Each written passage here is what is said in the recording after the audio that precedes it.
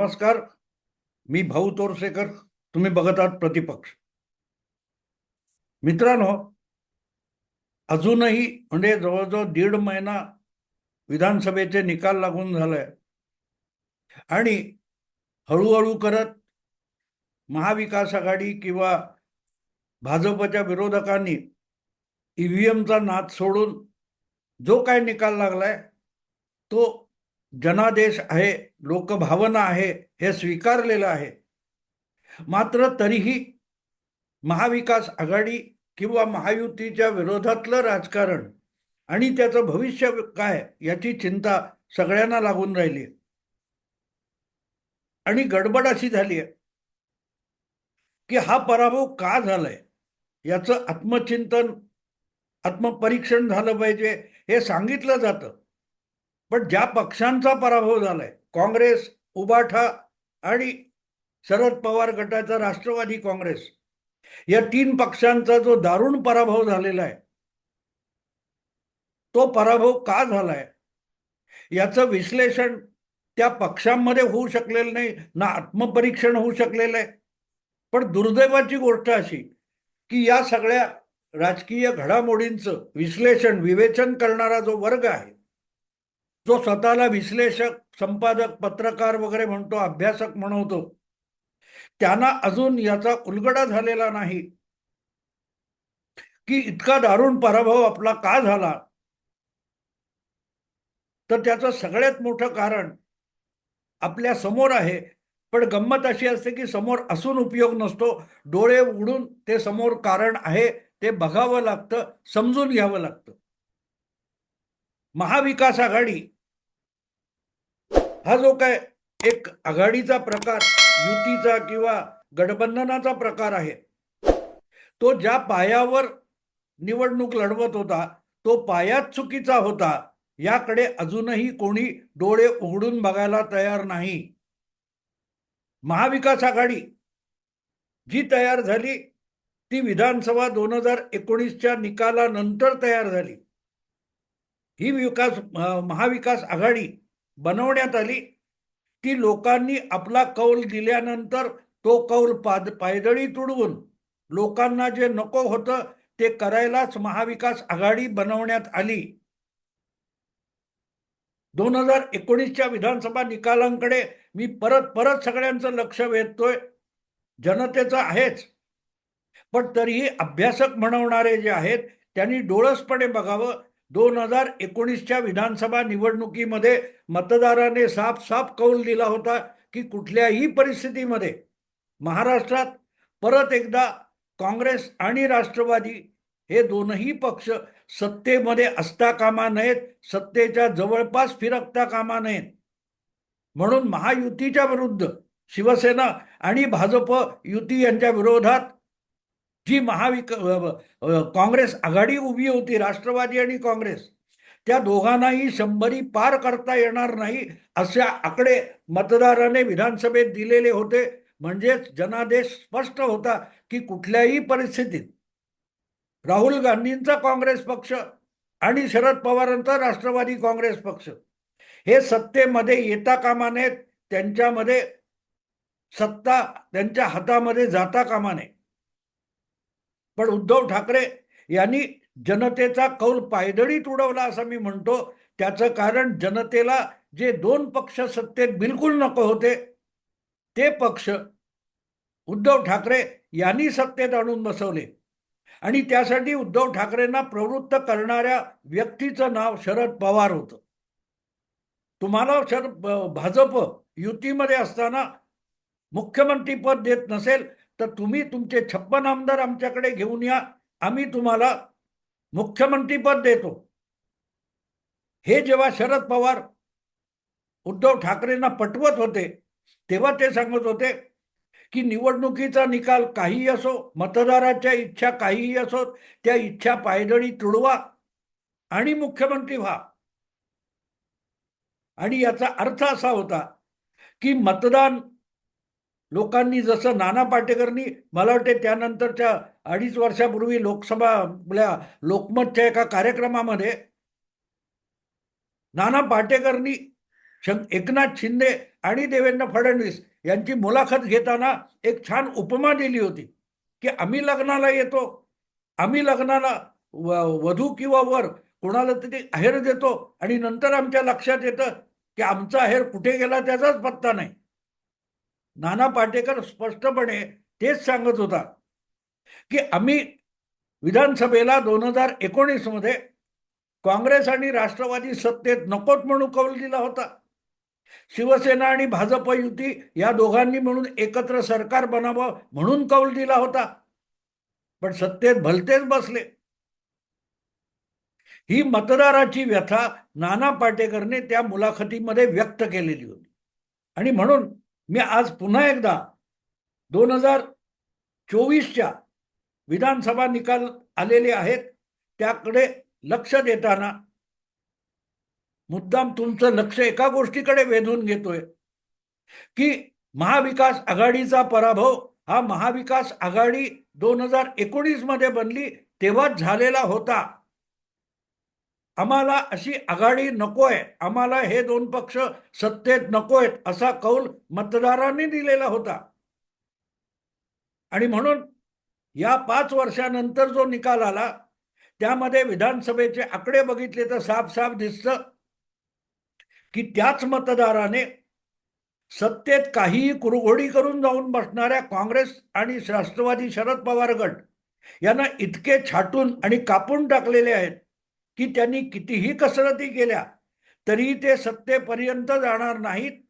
आणि युतीला मतदाराने जो कौल दिला आहे त्याला टांग मारली जाऊ शकत नाही असा निकाल दिलाय. आणि म्हणून मग महाविकास आघाडी कुठल्या पायावर उभी राहिली, कुठल्या पायाच्या आधारावर त्यांनी सरकार बनवलं, सत्ता उपभोगली आणि कुठच्या आधारावर महाविकास आघाडी मतदाराला निवडणुकीत सामोरी गेली ते बघावं लागतं. मग तुमच्या लक्षात येईल की पाया चुकला होता. महाविकास आघाडी बनण्याचा आधार मतदाराला सामोरं जाणं नव्हतं तर मतदाराला उल्लू बनवणं, मतदाराची शुद्ध फसवणूक करणं, या पायावर महाविकास आघाडीची इमारत उभी राहिलेली होती. महाविकास आघाडीला दोन्ही पक्ष सत्तेत नको असताना शरद पवारांनी लबाडी केली, काँग्रेस पक्षाने लबाडी केली आणि त्या लबाडीला उद्धव ठाकरे यांनी साथ दिली. याचा अर्थच मतदाराची शुद्ध फसवणूक हाच 2019च्या विधानसभा निवडणुकीच्या निकालानंतर झालेल्या महाविकास आघाडीचा पाया होता. आणि ज्या इमारतीचा पाया ठिसूळ आणि खोटा असतो त्याच्यावर गगनचुंबी इमारत उभी राहू शकत नसते. आणि म्हणून महाविकास आघाडी 2019च्या नंतर 2025ला निवडणुकीला सामोरं जात असेल तर त्यांनी पहिल्यांदा लक्षात घ्यायला पाहिजे होतं आपली महाविकास आघाडी ही निवडणुकीचे निकाल लागल्यानंतर बनणारी गोष्ट आहे. निवडणुकीचे निकाल लागण्यापूर्वी, मतदान होण्यापूर्वी किंवा निवडणुका होण्यापूर्वी महाविकास आघाडी बनू शकत नाही आणि एकत्रित लढू शकत नाही. आपण वेगवेगळ्या अगदी एकमेकाविरुद्ध लढून यायचं, वेगवेगळ्या आघाड्यांमधून लढून यायचं, वेगवेगळ्या मित्रांबरोबर लढून जिंकून यायचं आणि जिंकून आलो की आमदारांची बेरीज करायची आणि सत्ता बळकावायची या तत्वावर महाविकास आघाडी बनलेली होती. अर्थात शरद पवारांचं आजवरच्या 50 वर्षातलं राजकारण तुम्ही बारकाईने अभ्यासलं तर शरद पवार कधीही निवडणुकीतून मतदाराने बहुमत दिलं म्हणून मुख्यमंत्री झालेले नव्हते किंवा सत्तेत येऊन बसलेले नव्हते. प्रत्येक वेळेला मतदाराने दिलेला कौल पायदळी तुडवून किंवा मतदाराची निव्वळ फसवणूक करून निकालानंतर सत्ता बळकावणे हे शरद पवारांचं तत्व राहिलेलं आहे. आणि त्या तत्वाला 5 वर्षापूर्वी उद्धव ठाकरे यांनी मान्यता दिली आणि तिथेच शिवसेनेचा कपाळमोक्ष झालेला होता. शिवसेनेचा कपाळमोक्ष तिथे झालेला होता. त्याचे परिणाम दिसायला 5 वर्ष गेली. महाविकास आघाडीच्या पराभवाचं सगळ्यात मोठं कारण काय असेल तर महाविकास आघाडी ही निवडणुकीच्या आधी बनणारी गोष्ट नाही.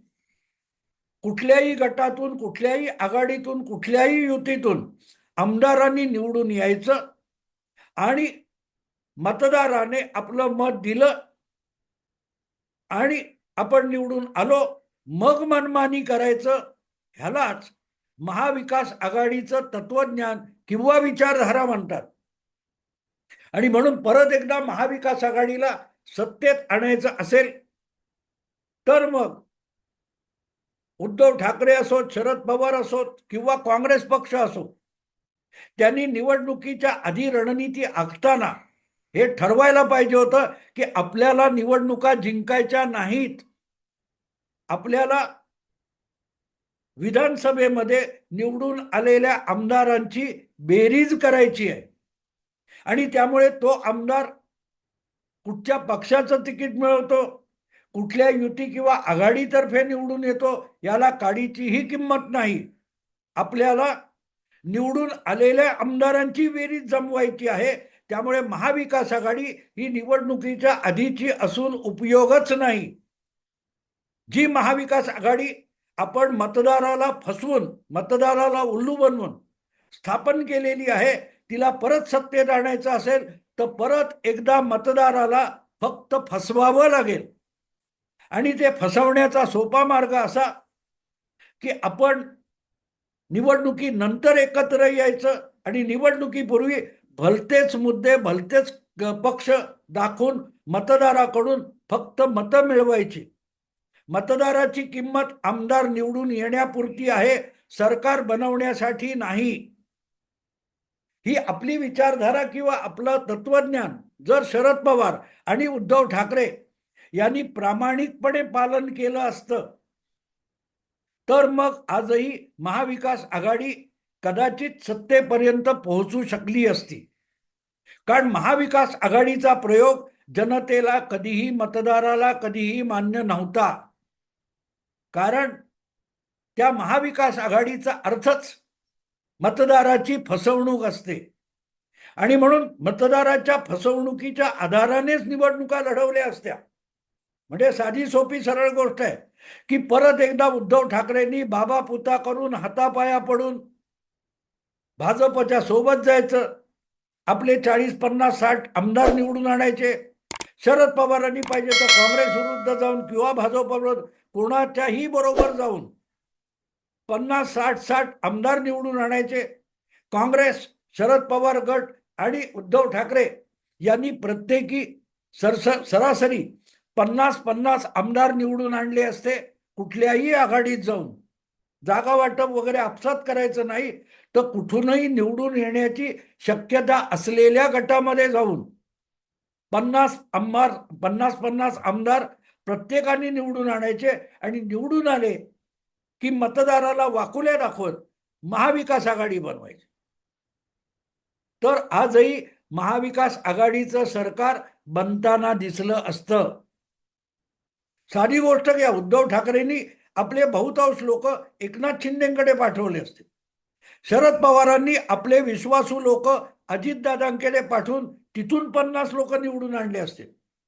उद्धव ठाकरेंनी एकनाथ शिंदेकडून आपले 50 आमदार निवडून आणले असते आणि निकाल लागल्यानंतर ते आमदार बाजूला काढून शरद पवार 50, उद्धव ठाकरे 50, 100 झाले असे आणि काँग्रेसचे 45-50 निवडून आणले असे तर महाविकास आघाडीचं सरकार महाराष्ट्रात बनवू शकलं असतं. महाविकास आघाडीला बहुमत दाखवता आलं असतं. कारण तीच महाविकास आघाडीची भूमिका आहे, तोच महाविकास आघाडीचा पाया आहे. निवडणूक कुठेही लढवा, लग्न कोणाशीही ठरवा, मंडपात कुठलाही वधूवर आणा आणि हनीमूनला आणखीन कोणीतरी दुसऱ्या जोडप्याने जावं, याला महाविकास आघाडी म्हणतात. या सगळ्या व्याभिचार आणि भ्रष्टाचाराला पत्रकार, संपादक आणि माध्यमांनी जो महानतेचा मुलामा फासण्याचं काम केलं, त्यामुळे महाविकास आघाडी लोकप्रिय बिलकुल नव्हती, ना की उद्धव ठाकरे आणि शरद पवार. यांना कुठलीही सहानुभूती नव्हती. उद्धव ठाकरे यांचं सरकार पडलं किंवा महायुतीला सत्तेतून हाकून लावलं बीजेपी आणि एकनाथ शिंदेनी मिळून. त्यामुळे मतदारामध्ये कुठचीही सहानुभूती नव्हती. भाजपच्या गाफीलपणामुळे, महायुतीच्या गाफीलपणामुळे किंवा दफ्तर दिरंगाईमुळे लोकसभेला महाविकास आघाडीला अधिक जागा मिळालेल्या दिसल्या. कारण भाजप बेसावध होता. विधानसभेला भाजपने ती सावधानता दाखवली, महायुती सावध होती, तर धुळधाण उडाली महाविकास आघाडीची, धुळधाण. लोकसभेला सुद्धा विधानसभे इतकंच सावधानता जर भाजप, अजितदादा आणि एकनाथ शिंदे यांच्या पक्षांनी दाखवली असती तर निकाल वेगळे लागले असते. आणि ते निकाल वेगळे लागले असते हे 4 महिने देवेंद्र फडणवीस सांगत होते.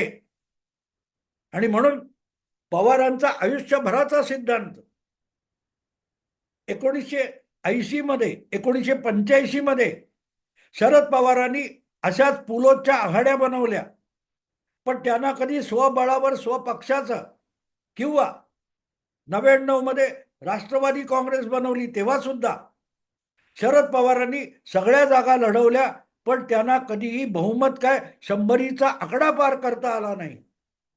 अशा शरद पवारांनी बनवलेल्या पुलोद नावाच्या आघाड्या किंवा आणखीन कुठलेही प्रयोग बारकाईने अभ्यासले तर तुम्हाला कळेल की शरद पवार कधी 75 गाठू शकले नाहीत स्वपक्षाची, किंवा जी आघाडी त्यांनी बनवली ती कधीही बहुमतापर्यंत पोहोचली नाही. शरद पवार काँग्रेसचे महाराष्ट्रातले सर्वोच्च नेता 1990 साली होते, मुख्यमंत्री होते, आणि काँग्रेसने त्यांच्या नेतृत्वाखाली महाराष्ट्राची विधानसभा निवडणूक लढवली होती. त्यावेळेला काँग्रेसने आयुष्यात पहिल्यांदा महाराष्ट्रात बहुमत गमावलं. काँग्रेसची आमदार संख्या 260 होती, त्याच्यावरून 100 काहीतरी 38 वगैरे इतकी खाली आली. तेव्हा शरद पवार कधीही बहुमत मिळवू शकले नाहीत. पण निवडणुका झाल्यानंतर आमदारांच्या बेरजेचा जुगाड करणं हा शरद पवारांच्या सगळ्या राजकारणाचा आधार राहिलेला आहे, पाया राहिलेला आहे. आणि तीच गोष्ट त्यांनी 1999 साली केली होती. ज्या काँग्रेस विरुद्ध निवडणूक लढवली त्याच काँग्रेस बरोबर सत्तेत जाण्यासाठी, त्याच काँग्रेस बरोबर सोनिया गांधींबरोबर हातमिळवणी केली आणि सरकार बनवलं. 15 वर्ष सोनिया गांधींच्या विरोधात राहून ते सत्तेत राहिले, पण तरीही या लोकांना कधीही बहुमत मिळवता आलं नाही. आणि 2019 मध्ये जी सत्ता मिळवली तिचा आधार असा होता की निवडणुकीनंतर मतदाराची फसवणूक करणे, फ्रॉड करणे. आता सुद्धा 2024 मध्ये सुद्धा तो फ्रॉड करता आला असता शरद पवार आपली विचारधारा म्हणजे मतदाराशी फ्रॉड करणं, मतदाराला उल्लू बनवणं हा शरद पवारांच्या तत्वज्ञानाचा सगळ्यात मोठा आधार आहे. मतदाराकडून खोट्या कारणास्तव मतं घ्यायची आणि प्रत्यक्षात भलतीच भूमिका, भलतेच कार्यक्रम राबवायचे, ही शरद पवारांची विचारधारा राहिलेली आहे. आणि तो आपला सिद्धांत, मतदाराची फसवणूक करणं हा शरद पवारांच्या राजकारणाचा सिद्धांत राहिलेला आहे, विचारधारा राहिलेली आहे. त्या विचारधारेचं शरद पवारांनी प्रामाणिक पालन केलं असतं तर मला खात्री आहे आज सुद्धा निकाल कुठच्याही बाजूने मतदाराने दिला असता, महायुती किंवा महाविकास आघाडी, पण सरकार त्या मतदाराला उल्लू बनवून शरद पवार बनवू शकले असते. कारण महाविकास आघाडी ही निवडून आलेल्या आमदारांच्या बेरजेतून जमा होते. इच्छुक उमेदवारांना तिकीट वाटून त्यांना निवडून आणण्यातून महाविकास आघाडीला बहुमत मिळत नसतं. महाविकास आघाडीचा सिद्धांत निकालानंतर आमदारांची पळवापळवी, जुळवाजुळवी करणं हा आहे. आणि शरद पवारांच्या आयुष्यभराच्या राजकारणाचा इतिहास हा अशा आमदार पळवापळवी यांनीच संपन्न झालेला आहे. आणि म्हणून मला असं वाटतं की आत्मपरीक्षण महाविकास आघाडीच्या तीनही पक्षांनी करावं. काँग्रेसने, शरद पवार गटाने किंवा उबाठा शिवसेनेने, की आपलं 2024च्या विधानसभा निवडणुकीत काय चुकलं, त्यांना लवकरच साक्षात्कार होईल. त्यांची सगळ्यात मोठी घोडचूक आहे की त्यांनी महाविकास आघाडीचा जो पायाभूत सिद्धांत आहे की मतदाराला फसवणे, मत भलत्याच्या आघाडीतून मागणे, भलत्याच्या युतीतून मागणे आणि निकाल लागल्यानंतर आमदारांची बेरीज करून सत्ता बळकावणे, हा शरद पवारांची विचारधारा ही आहे ना. फुले शाहू आंबेडकर वगैरे वगैरे. असो, शरद पवार हा आपला सिद्धांत विसरले आणि तिथेच त्यांचा काल परवाच्या विधानसभा निवडणुकीत घात झाला. आयुष्यातली सगळ्यात कमी आमदार संख्या शरद पवारांच्या वाट्याला आली, कारण शरद पवार आपलाच भामटेगिरीचा सिद्धांत विसरले. मित्रांनो, आता इथेच थांबतो. आवडलं लाईक करा, शेअर करा आणि प्रतिपक्षाला सबस्क्राईब करा. नमस्कार.